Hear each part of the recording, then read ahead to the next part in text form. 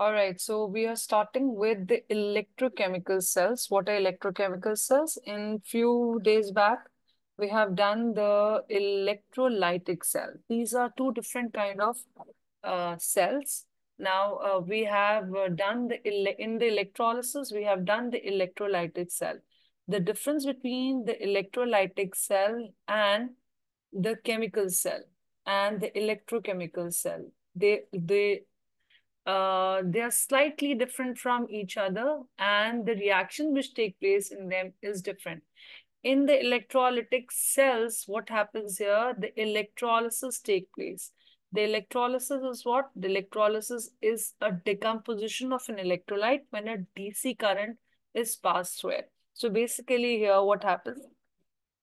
The chemical change, the chemical energy, basically it is being formed from the chemical reaction or the decomposition of an electrolyte take place when a DC current is passed through it. That means here an electrical energy, basically it converts into chemical energy. So electrical energy, when you pass a DC current through an electrolyte, the electrical energy, it produces a chemical reaction because of which the electrolyte decomposes or splits into its simpler substance.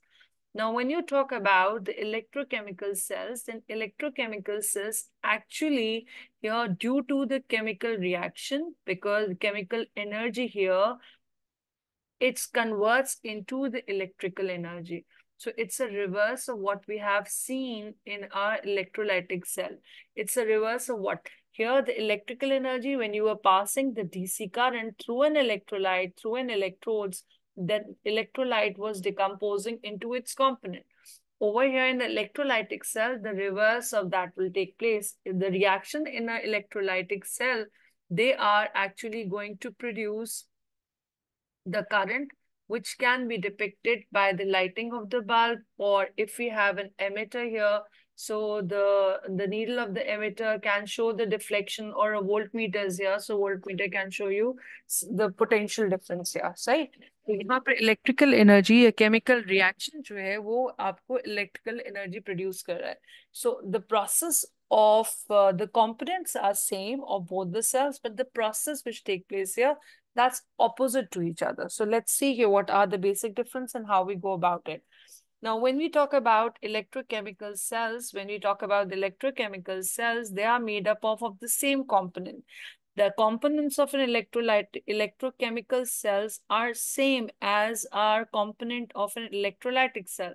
They are made up of an electrolyte. They are made up of an electrode. They are made up of the external circuit, right? The external circuit through which the electrodes are connected.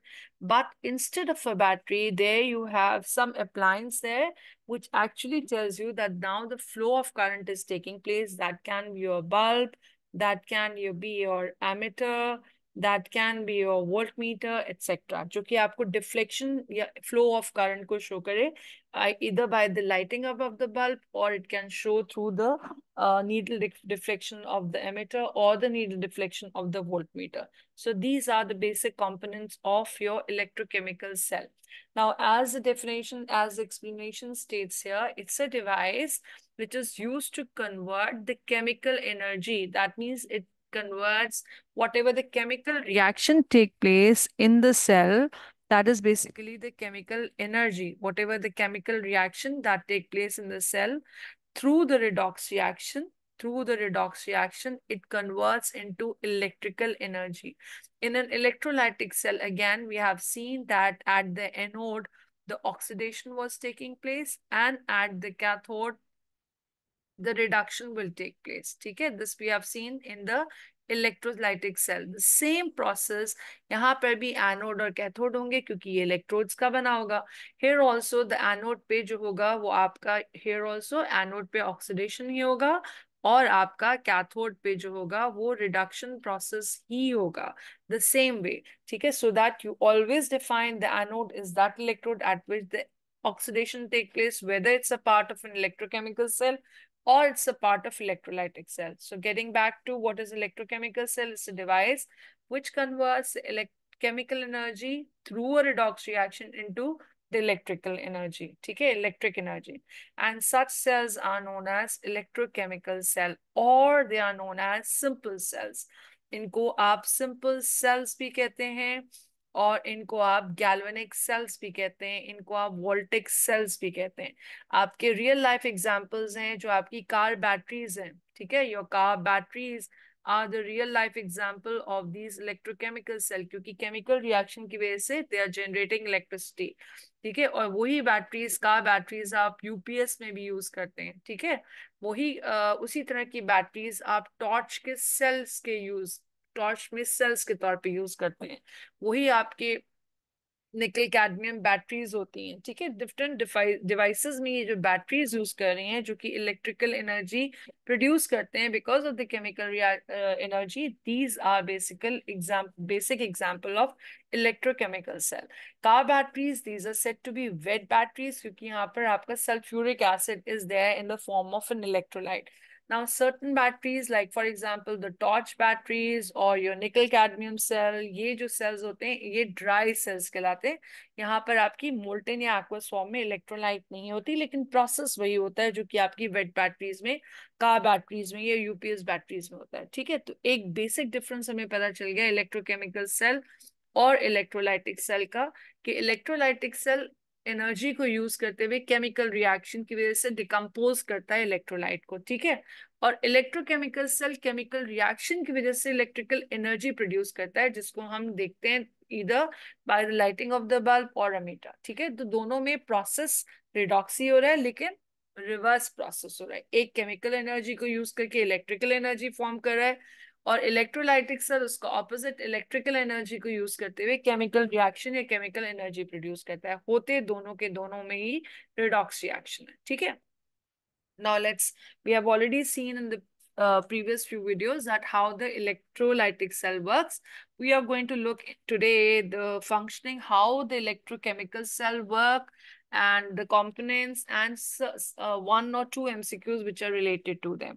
Now, we know that the redox reaction can be defined in 4 different ways. Here, the reduction, we say the gain of electron can be said as, जैसे कि जिसके लिए mnemonic हमने learn किया था, rig, that means the gain of electron is said to be reduction, or we can say the loss of oxygen can be reduction.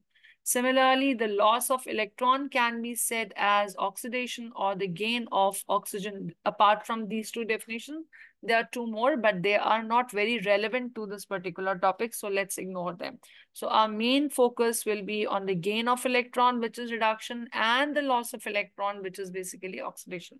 And we have seen in the electrolytic cell that at the anode the oxidation take place and at the cathode the reduction take place.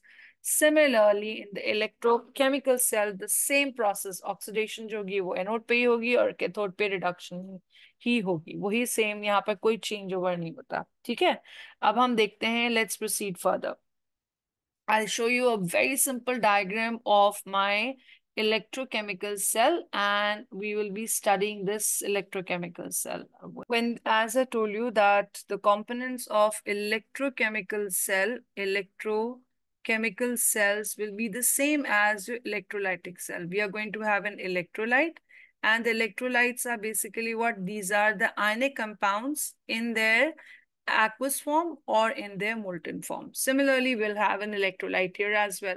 Then we are going to have the electrodes. The electrodes are going to be your anode and there's going to be a cathode. Anode पे आपका oxidation होगा, ठीक है, और cathode पे आपका reduction होगा.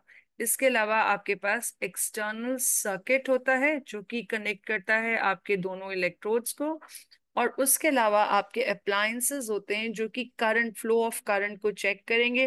That can be your bulb और it can be your ammeter और it can be your voltmeter. ठीक है, तो अब I will draw the electrochemical cell. So these components, इन कंपोनेंट्स से बना होता है मेरा इलेक्ट्रोकेमिकल सेल.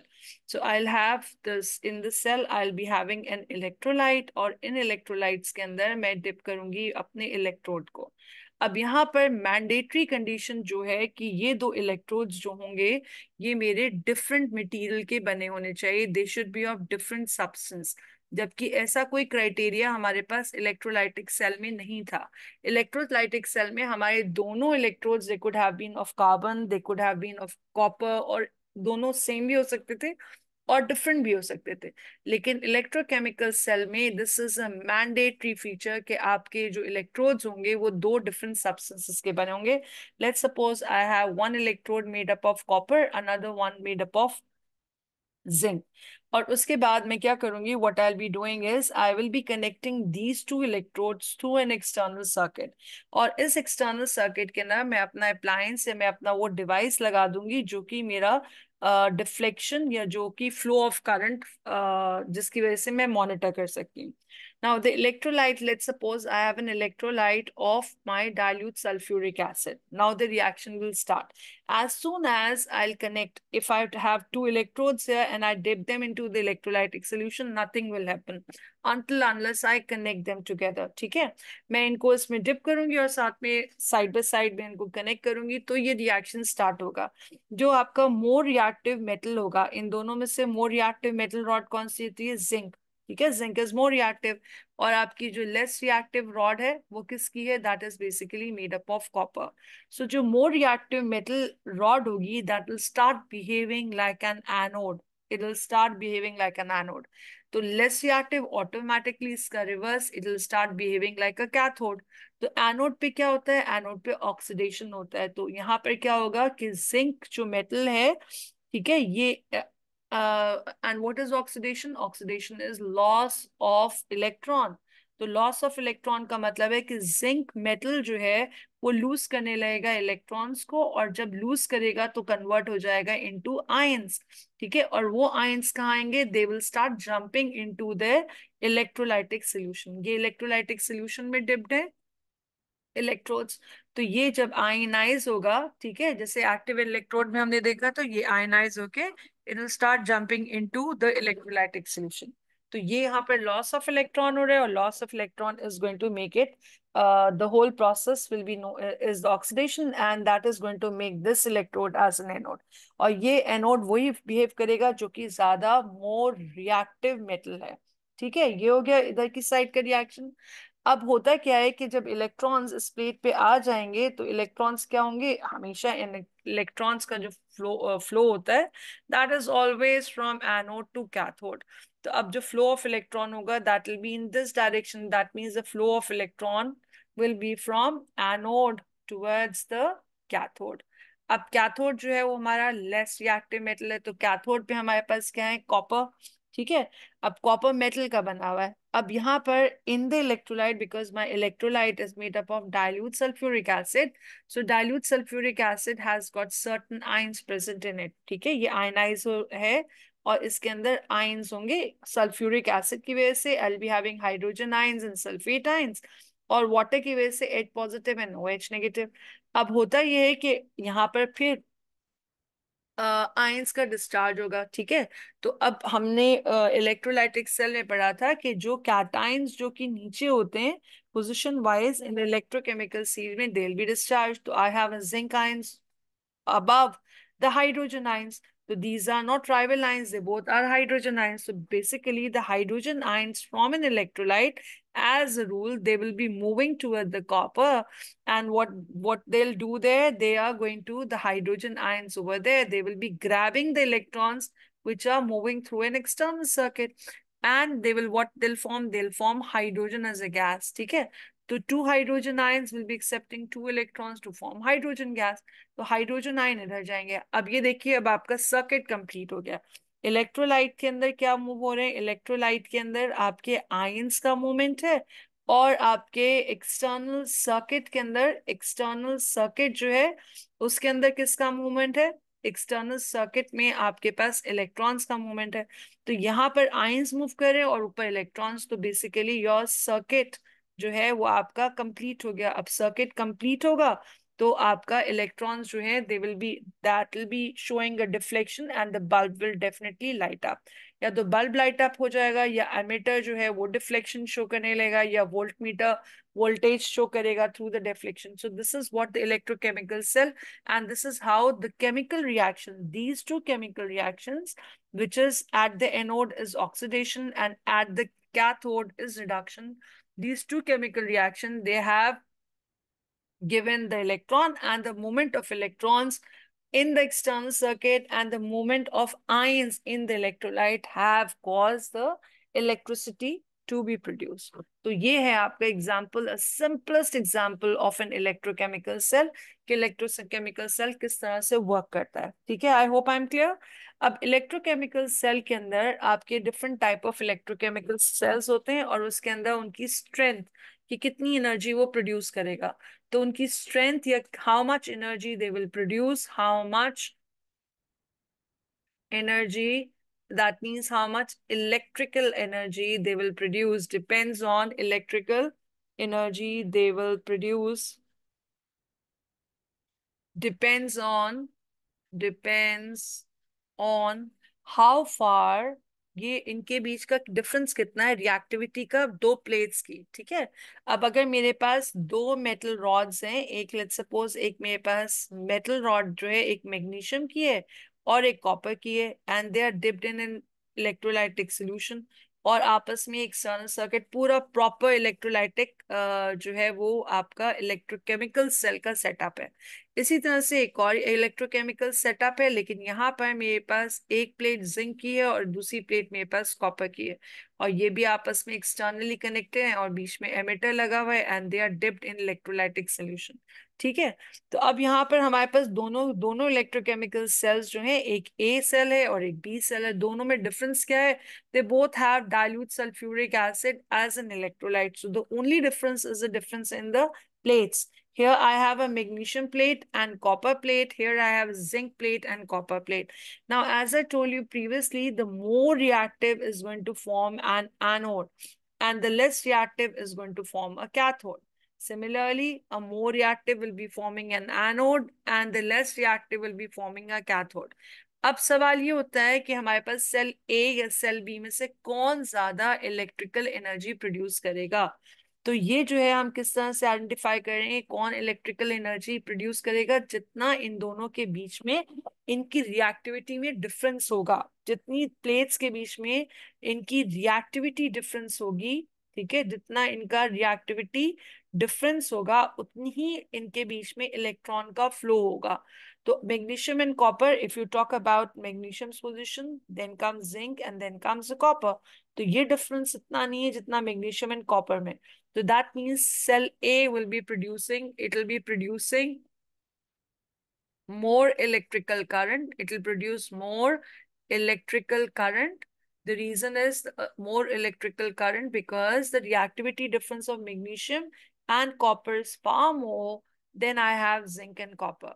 ठीक है, तो जिंक एंड कॉपर में इलेक्ट्रॉन फ्लो इतना नहीं होगा जितना electron flow between magnesium and copper होगा. तो ये ज्यादा सेल ए ज्यादा इलेक्ट्रिकल करंट प्रोड्यूस करेगा, ज्यादा वोल्टेज प्रोड्यूस करेगा एज कंपेयर टू बी. तो एक क्वेश्चन तो ये पूछते हैं कि कितना एनर्जी जनरेट करेगा. ठीक है, एक तो ये हो गया एक फैक्टर.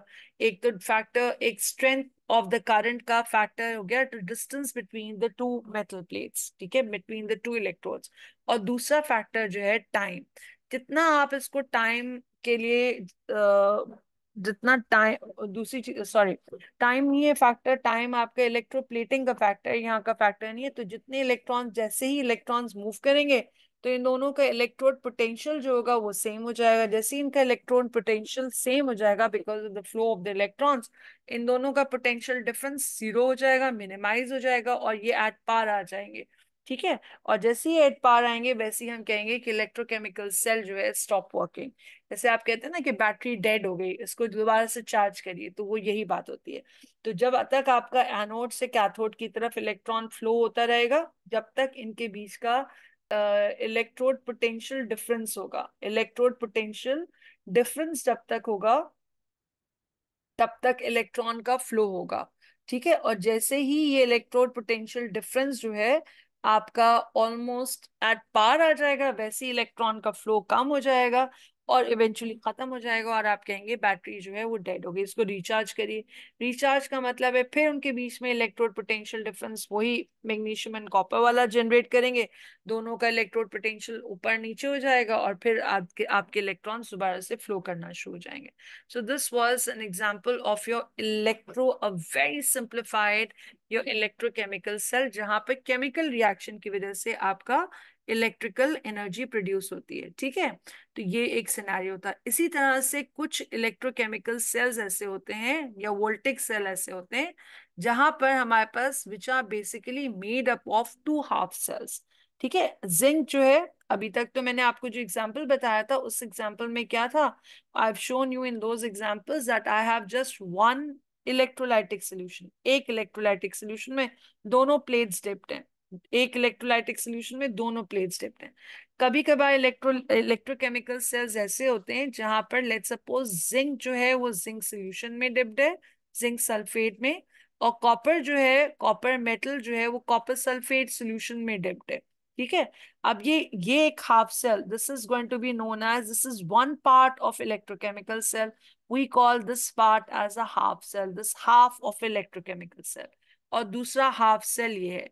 लेकिन इन दोनों के बीच में कनेक्शन एक तो आपका एक्सटर्नल सर्किट के थ्रू होगा जिसके बीच में आपने वोल्टमीटर लगाया हुआ है।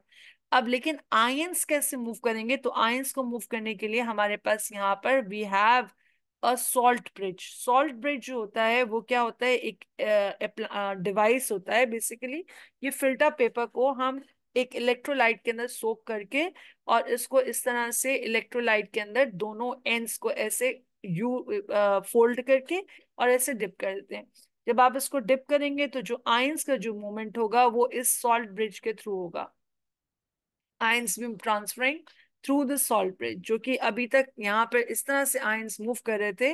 आयंस कैसे मूव कर रहे थे, जिंक आयन इधर आ रहा था, हाइड्रोजन आयन इधर जा रहा था, तो ions were moving like this with in the same electrolyte. लेकिन अब जो है आयंस कैसे मूव करेंगे, they will be moving through the salt bridge. So some of the ions will be moving toward this half cell and some of the ion from this half cell will be moving here. This is a more complicated, this is a more complex or complicated electrochemical cell, ठीक है। ये एक complex scenario है। This is a more complicated electrochemical cell। ये हमें detail में पढ़ना है जब हम A2 में पढ़ेंगे, और इसमें और ज्यादा कॉम्प्लिकेशंस आ जाएंगे। बेसिकली एग्जामिनर जो है आपसे इस सिंपल इलेक्ट्रोकेमिकल सेल के हवाले से क्वेश्चन पूछता है। तो वो कुछ questions, I hope this is clear to everyone. पर इन्होंने क्या किया कि दो हाफ सेल्स बनाए। अब इन दो हाफ सेल्स को, एक जिंक अपने जिंक सॉल्ट सोल्यूशन के अंदर डिप्ड है, दूसरा कॉपर कॉपर सल्फेट में डिप्ड है। अब ये दो अलग अलग है, इनको कनेक्ट करने के लिए क्या करेंगे, इस इलेक्ट्रोड को इस इलेक्ट्रोड के साथ कनेक्ट करेंगे और बीच में डिवाइस हो जाएगा वोल्ट मीटर, एमीटर और बैटरी, और यहाँ पर ये सॉल्ट ब्रिज लगा देंगे, तो ये एक इलेक्ट्रोकेमिकल सेल कहलाएगा।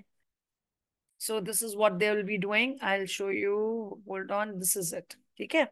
तो यहाँ पे इन्होंने क्या किया, इसके अंदर this is one half cell, this is one half cell, this is zinc, ये एक हाफ सेल है जहां पर आपका जिंक मेटल जिंक सल्फेट में है, right, and this is another half cell. अब इसमें से, इन दोनों हाफ सेल में से, depending on which metal plate is more reactive, that is going to act as an anode. We know the zinc is more reactive, so this is basically going to be anode. And copper is less reactive, so copper will be basically your cathode. And the flow of electron is always from anode to cathode, so this is how the electrons will be moving. Now for the movement of the ions, we will be having the salt bridge. Salt bridge इस तरह का एक bridge होता है, इसका एक paper का, आप एक पेपर को फोल्ड करके उसको एक इलेक्ट्रोलाइटिक सोल्यूशन में डिप करेंगे, that can B KCl, aqueous KCl में डिप करेंगे, और उसको इस तरह से फोल्ड करके यू ट्यूब के फॉर्म में दोनों इलेक्ट्रोलाइटिक सोल्यूशन में डिप कर देंगे। और इस सॉल्ट ब्रिज के थ्रू आपका क्या हो रहा है, the ions will be moving to and fro, ठीक है, टू एंड फ्रो। तो इस तरह से सर्किट आपका कंप्लीट हो जाएगा, and this is a more complex structure of an electrochemical cell. Okay, so this is basically generating your electricity. Let's see the summary what we have studied. So the electrochemical cells are also known as voltaic cell. They're also known as galvanic cell. Examples I've already given you. So these are the devices. Now these are the devices that spontaneously produces electricity by the redox reaction. Spontaneously means without interruption, on their own. एक चीज start हो गई है spontaneously, जबकि हमारे electrolytic cell को हमें force करना पड़ता है थ्रू द बैटरी। आप बैटरी के साथ उनको कनेक्ट करते हैं तो वो स्पॉन्टेनियस उनका रिएक्शन नहीं होते, लेकिन इलेक्ट्रोकेमिकल सेल के अंदर ये रिएक्शन, जो रिडॉक्स रिएक्शन है, ये स्पॉन्टेनियस होते हैं। uses chemical substance that will participate in this spontaneous redox reaction. They are composed of two half cells which have the metal rod dipped in their own salt solution, or the inert electrolyte. Like for example, I've given you the case of dilute sulfuric acid. The anodes are at which the oxidation take place, the cathode at which the reduction take place, and the two electrodes are connected by the external circuit. And the electrolytes and the electrodes, always it's the anode to cathode the electron will be flowing. इसके अलावा आपके पास क्या होता है? Apart from this, you have this is the example of the salt bridge. और salt bridge के through क्या होता है? Movement of ions take place. So this was a summary what we have done. Let's do the difference between the electrochemical and electrolytic cell. The electrochemical cell and the electrolytic cell. In the electrochemical cell, the electrical energy converted into, the chemical energy converted into electrical energy. In an electrolytic cell, the electrical energy हमें DC supply लाजमी चाहिए होती है, वो convert हो रही है. The electric current is converted into chemical energy, and that is the reason कि आपका decomposition of what take place, decomposition of an electrolyte take place. ठीक है, तो ये बेसिक डिफरेंस है डेफिनेशन के बेसिस पर. Moving on to the second difference, it's based, they both have the redox reaction in them. ये भी redox reaction पे बेस है, लेकिन ये स्पॉन्टेनियस है इलेक्ट्रोकेमिकल का, और ये नॉन स्पॉन्टेनियस है. तो इलेक्ट्रिसिटी जो है इसको पुश करती है रिएक्शन को, और ये रिएक्शन फिर प्रोसीड करता है डीसी करंट. अब नाउ लेट्स हैव एग्जांपल. ये क्वेश्चंस है.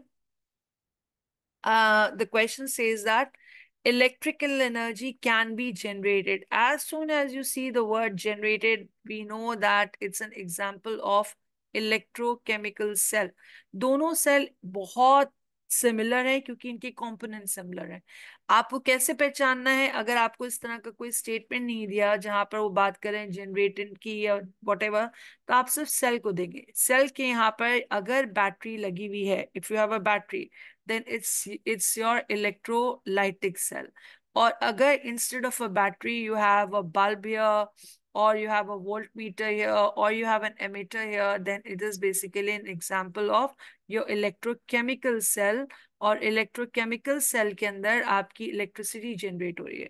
तो ये एग्जांपल आपका इलेक्ट्रोकेमिकल सेल का है. अब एग्जामिनर क्या पूछ रहा है? These are the two metal electrodes and they are dipped in electrolyte. Which pair of the metal when used as an electrode will give the largest reading on the voltmeter? They'll produce a greater amount of voltage. तो मैंने आपको बताया जितना दूर, जितना distance इनके बीच में होगा, जितना position wise ये दूर दूर होंगे. We have a lead and sodium. ठीक है, lead and sodium. Sodium on the top, magnesium and copper. Magnesium is here and copper is here. Potassium and silver, please send, and silver is down there. Then you have sodium and potassium here. So when you talk about the first case, lead and sodium, तो lead and sodium के बीच में difference है, ये A है. ठीक है, B magnesium and copper, ये magnesium and copper है. ठीक है, C जो है वो potassium and silver, तो maximum difference is in C. Or D जो है, that's sodium and potassium, this is D. So we have the maximum voltage will be produced by magnesium and silver, which are far apart. जो further apart होंगे, which will be far apart, ठीक है, वो ज्यादा voltage या ज्यादा voltage current produce करेंगे. Coming to the next question. Now this question is a repeat question. It was in June 11, then it was in 2006 as well, 2002 as well, और अभी current years में भी इस तरह के क्वेश्चंस आ रहे हैं. ठीक है, अब ये एग्जामिनर क्या कह रहा है? which pair of metal X and Y will produce the highest voltage when used as an electrode in the simple cell? Simple cells are the cells. आपको कैसे पता है कि इलेक्ट्रोलाइटिक सेल है या इलेक्ट्रोकेमिकल सेल है? ये इलेक्ट्रोकेमिकल सेल या सिंपल सेल है इसलिए क्योंकि यहाँ पर मेरे पास बैटरी नहीं है.